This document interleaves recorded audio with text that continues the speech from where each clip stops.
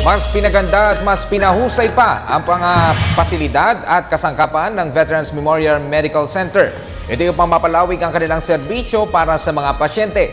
Kabilang narito ang mga karagdagang waiting shed, renovation ng intensive care units at mas pinahigpit na seguridad. Narito si Ara Perez para sa kabuuan ng ulat. Masayang ibinalita ni Veterans Memorial Medical Center Director Dr. Nona Legaspi na maaari nang magamit ang mga bagong pasilidad at kasangkapan ng Veterans Memorial Medical Center.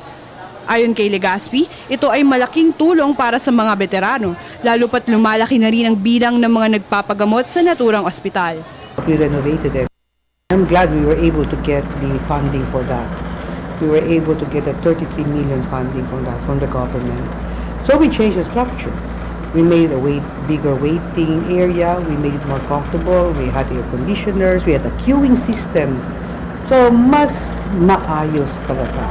Dagdag pa ng direktor, malaki ang naging pagbabago ng ospital, lalo na sa aspeto ng infrastruktura at seguridad. After so many years, we were able to get infrastructure budget. Para kay Legaspi, nararapat nating patuloy na kilalanin ang mga veterano, di lamang dahil sa kanilang kagitingan, kundi maging sa kanilang mga salaysay na siyang magsisilbing gabay sa bagong henerasyon. We have to take care of them so that they can continue telling their stories. Stories of valor, courage, strength, selflessness, compassion, all of these things, which should also be, as I said, that's the reason why we celebrate Veterans Week every year.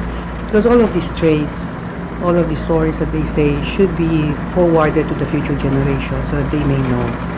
And then the celebration will definitely make their memories live. Para sa Telebisyon ng Bayan, Ara Perez.